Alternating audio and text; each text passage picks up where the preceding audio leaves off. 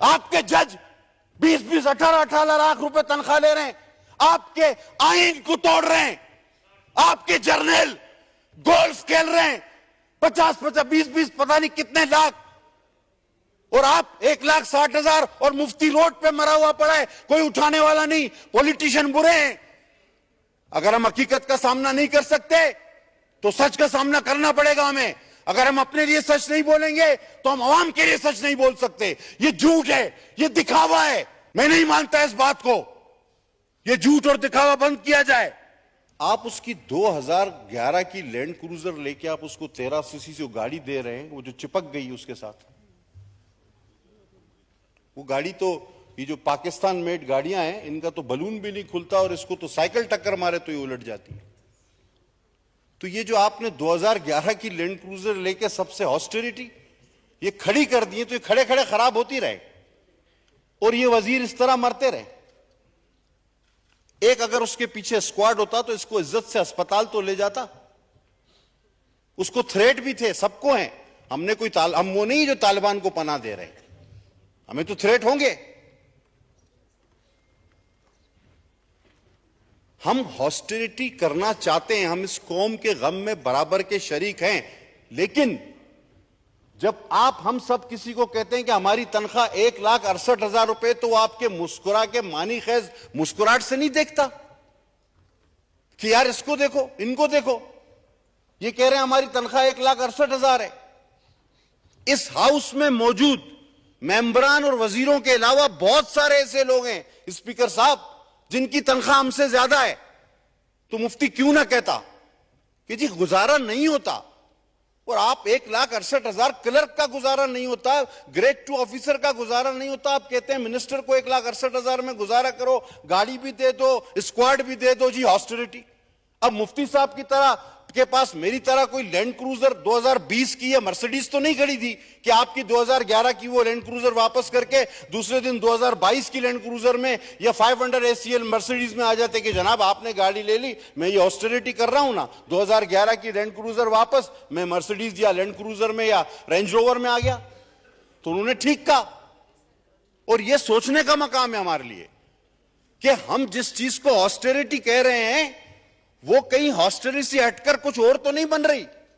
अभी हम जब एयरपोर्ट पे आ रहे थे, बीबी शाजिया मरी मेरे साथ, आबिद भैयो मेरे साथ, हम 12 बजे की फ्लाइट हमारी कैंसिल, 1 बजे की फ्लाइट से हम आ रहे थे, तो अचानक हम तीनों परेशान हो गए कि 25-30 आदमी आए, कोई इधर दौड़ रहा है, कोई उधर दौड़ रहा है। हमने कहा खुदा खैर करे क्या हो गया है। फिर पता चला जी हटो हटो कोई आ रहा है। तो हमने कहा कि अल्लाह खैर करे। तो मैंने जब देखा तो वो आरिफ अलवी भी नहीं था और मियां साहब तो यहां पे थे, मेरा सदर और वजीर आजम तो वो नहीं था।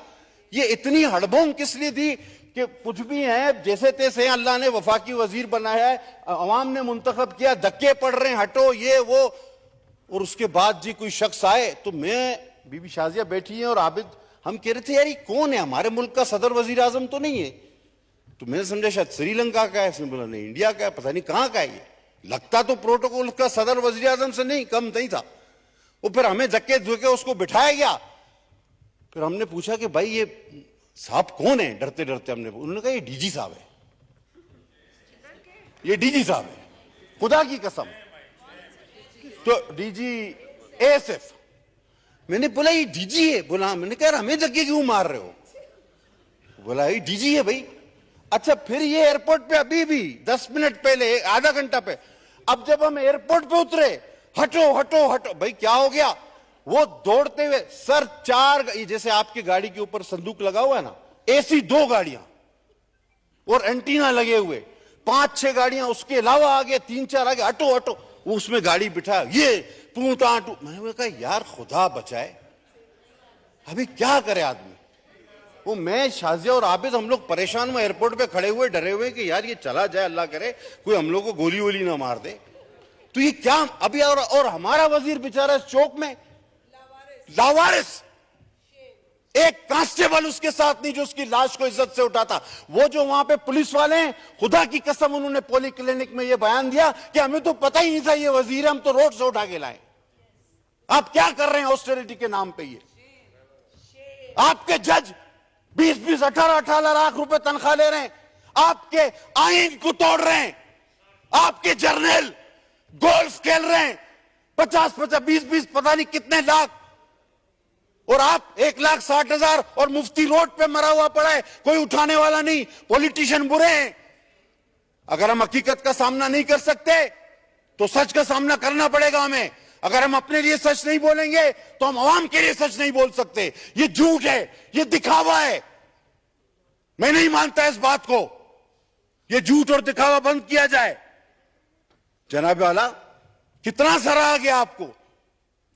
हमने आवाम के साथ उनके दुख में शामिल होने की कोशिश तो की, करेंगे भी, लेकिन जनाब आला ये कोई तरीका नहीं होता।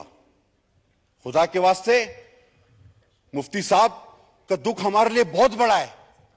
अगर उनका दुख बहुत कुछ हमें सिखाता भी है, देखो इन ब्यूरोक्रेसी को, देखो इन जजों को, जर्नलों को, और फिर आप कितना भी बोलो 1,60,000 68,000 तनख्वाह है, लोग हंसते बुला इसको देखो। तो ऐसा ना करें, लोगों को प्रोटेक्ट करें। हम अवाम के गम में शरीक हैं। हम तो 24 घंटा अवाम की अब मुफ्ती साहब कहां जा रहे थे कोई पता है? वो अपने दफ्तर जा रहे थे आफ्टर तरावी। जिस तरह उन्होंने बताया कि हज के लिए वो 20-20 18-18 घंटे काम करता था, वो रात को अपने दफ्तर जा रहा था।